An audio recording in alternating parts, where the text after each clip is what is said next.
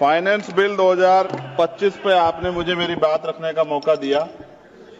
सभापति जी, युवा बेरोजगार है, पढ़ा लिखा बेकार है, मिलता ना रोजगार है, ऐसी हमारी सरकार।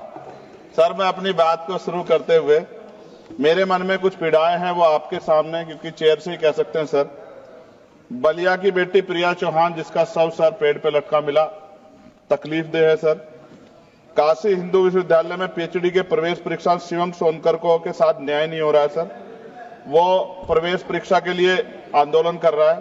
संत कबीर नगर में राजभर समाज के घर जला दिए गए। मथुरा में होली पर दलितों पे हमला हुआ और जेल भी वही गए। गोरखपुर में एक 13 साल के लड़के को मार दिया। आज उसके परिवार से बात हुई, उसकी मां तड़प रही थी। सर, और बिहार में मौलाना फिरोज को पुलिस ने पीटा। अब मैं सर अब बजट पे आता हूं। निजीकरण से आरक्षित वर्गों के लिए नौकरी के अवसर कम हो रहे हैं। सर, सरकार बताए कि राष्ट्रीय संपत्ति को बेचकर पूंजीपतियों को फायदा पहुंचाने की नीति कब बदलेगी। जीडीपी का केवल 2.9% शिक्षा पर और 1.98% स्वास्थ्य पर खर्च किया जा रहा है। सरकारी अस्पतालों में डॉक्टर दवाइयां नहीं है। शिक्षा और स्वास्थ्य बजट पर जीडीपी का कम से कम 6% पैसा खर्च किया जाए। जो गवर्नमेंट अमेंडमेंट नंबर 144 है, उसमें आपने रिटायर्ड कर्मचारी अधिकारियों की पेंशन को कम करने का प्रावधान किया है। मेरा सरकार से आग्रह, इस अमेंडमेंट को वापस लेकर पुनः पेंशन की पुरानी प्रक्रिया बहाल की जाए। सीएमआई की 2024 की रिपोर्ट के अनुसार भारत में बेरोजगारी दर 8% से अधिक बनी हुई है। युवाओं के लिए नए रोजगार सृजन कोई ठोस नीति बजट में नहीं थी। केंद्रीय बजट 2025 मनरेगा तथा आवंटन 86,000 करोड़ रुपए पर अपरिवर्तित कार्यक्रम 9,754 करोड़ रुपए के घाटे पर चलने के बावजूद 2025-26 के बजट में धन आवंटन में कोई बढ़ोतरी नहीं की गई, जबकि मनरेगा ग्रामीण रोजगार में महत्वपूर्ण भूमिका निभाता है। लगातार रुपए कीमत गिर रही, जो चिंता का विषय, ये हम प्रधानमंत्री जी के मुंह सुनते थे जब वो मुख्यमंत्री हुआ करते थे। प्राय देखने में आता है किसान अपने ऋण के कारण आत्महत्या कर रहे हैं और सरकार उनके ऋण माफ नहीं कर रही, जबकि दूसरे बड़े उद्योगपति और कंपनियों का ऋण माफ किया जा रहा है। यह निंदनीय है। सरकार को किसानों की ओर ध्यान देना चाहिए, उनका ऋण माफ करना चाहिए। कृषि उपकरणों पर 100% जीएसटी की छूट दी जानी चाहिए। भारतीय शेयर बाजार पिछले कुछ समय से लगातार घाटे में जा रहा है। भारतीय निवेशकों का पैसा डूब चुका है, जबकि विदेशी निवेश लगातार भारतीय शेयर बाजार से पैसे निकाल रहे हैं। सरकार को इस ओर भी ध्यान देना चाहिए। कोई भी कर्मचारी अपने कुल वेतन पर वर्ष के अंत में टैक्स चुकाता है, परंतु उसके बाद भी खरीदी गई वस्तु पर कर देना पड़ता है। इस प्रकार के दोहरे कराधान से उसकी आर्थिक अक्षति होती है।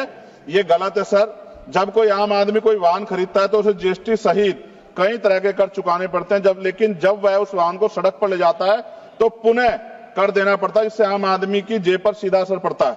सरकारी स्कूलों में शिक्षा की स्थिति अत्यंत दयनीय है, जबकि दूसरी ओर निजी स्कूलों में शिक्षा इतनी महंगी हो गई है कि गरीब बच्चों को महंगी फीस, किताबें, बैग और ड्रेस के कारण शिक्षा से वंचित होना पड़ रहा है। महोदया, निजी स्कूलों की कालाबाजारी बंद होनी चाहिए और शिक्षा इतनी सस्ती होनी चाहिए कि हर व्यक्ति तक पहुंच सके, और प्राइवेट स्कूलों पे कैप हो कि वो ज्यादा फीस न ले सकें। साथ साथ उत्तर प्रदेश में, जी खत्म करूंगा, उत्तर प्रदेश और अन्य राज्यों में मानव तस्करी, आप तो सभापति जी खुद महिला है, ये मामला आप गंभीरता से सुनना, मेरी ये बहुत बड़ी चिंता है। उत्तर प्रदेश और अन्य राज्यों में मानव तस्करी के संगठित गिरोह सक्रिय हैं। जैसे उत्तर प्रदेश के सोनभद्र से अन्य राज्यों में लड़कियों को बेचा जा रहा है। राजस्थान में लीज पर बेटियों को बेचा जा रहा है। बेटियों के खरीद फरोख्त के मामले सामने आए, लेकिन सरकार कोई ठोस कदम नहीं उठा रही।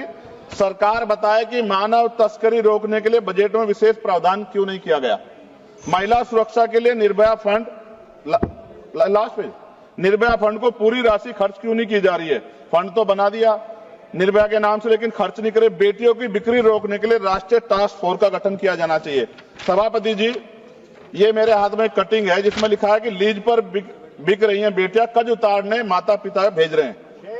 एक इंपोर्टेंट ये है मैं पढ़ने के लिए, 8 साल की बच्ची 3.5 लाख में 3 साल की लीज पर दी गई, हर दिन में 5 से 10 बार दुष्कर्म। ये झालावाड़ राजस्थान की है। ये भारत है, ऐसा भारत जहां बेटियों को बेचा जाए, लीज पे दिया जाए और सरकार हाथ पे हाथ रखे तमाशा देखे, ये अच्छा नहीं है। अंत में न्यायपालिका में SC, ST, OBC व अल्पसंख्यकों की संख्या बढ़ाने पर सरकार क्या कर रही है। इन्हीं सब बातों के साथ मैं अपनी बात को खत्म करता हूं। जय भीम, जय भारत। आपका बहुत बहुत धन्यवाद।